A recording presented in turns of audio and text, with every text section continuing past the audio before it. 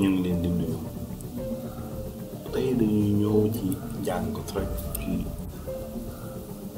existence su yàlla yàlla sunu boroom ndax existé na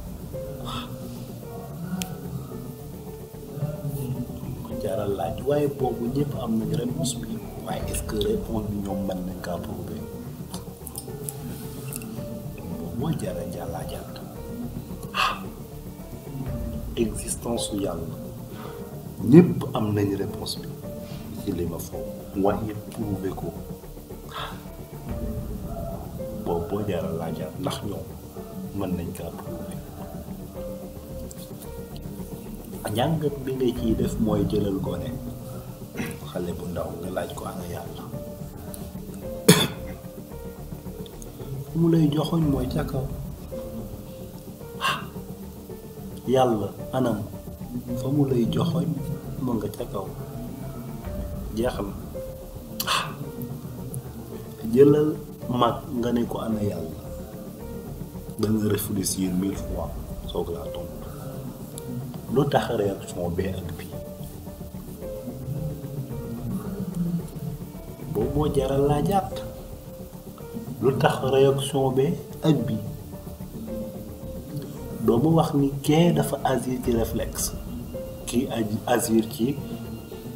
avec ses centres nerveux avec ses centres supérieurs kii agir avec ses centres inférieurs mooy les centres kii ñëw ci moelle épinière bi dem ci effecteur bi directement sans ñu analyser ko yu mel noonu déedéet doo ma wax loolu on sait bien maanaam xale bi am na ay capacités yoo xam ne nerveux ki yëgut mais ça n'empêche pas que moom dafay day réfléchir waaye do capacité nag mën naa tuuti bokkut ak bu adulte waaye loolu intéressé wuñ loolu ci wàllu science la waaye li may wax mooy lu tax réaction yooyu différent moom rek moom moo ñu yitteel incha allah xamuloo ni existence su yàlla sunu borom ak lu coow di bari am na ñoo xam ne ñu ñu ka prouver keneen ñoom mën nañ kaa prouver seen bopp waaye prouver ko keneen déedéet sera très impossible du ñëpp nag existence su yàlla sunu boroom nit ku ne yaa ko mën a prouver sa bopp existence su yàlla laa wax nit ku ne yaa ko mën a prouver sa bopp yàlla sunu boroom dañ kaa yëg xam nga yàlla kenn xamul lan la laa yudrikul absar wa huwa yudrikul absar ngeen baal waa daara ji waaye li ma bëgg a wax mooy yàlla sunu boroom existence am nit ki moo koy prouver boppam dañuy koy laaj yow ndax yàlla existe na ci yow mu répondre waaye réponse boobu su utiliser xelam rek daal jeex na suñu laajoon tey waa Facebook ku mu nekk ci àdduna nañ ñu ko wax waxuma ñi moom Facebook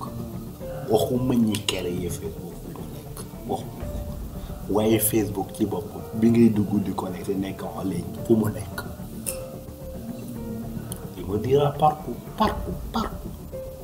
waaye yàlla suñu boroom fu mu nekk laaj ko man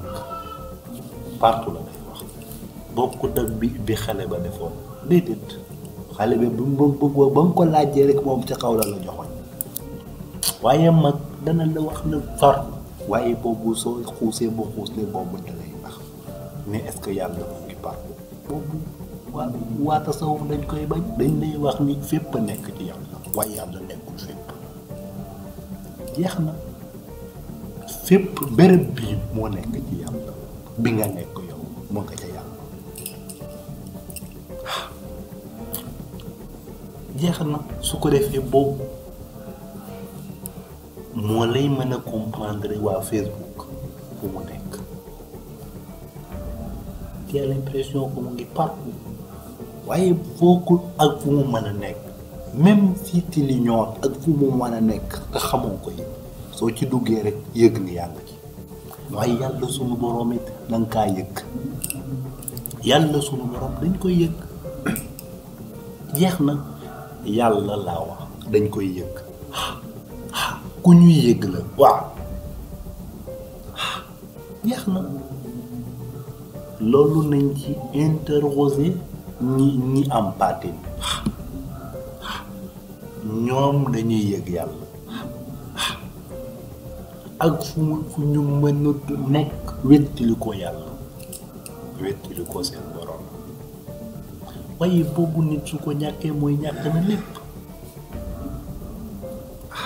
soo demee ba mënoo yëg yàlla sa borom ta vie est inutile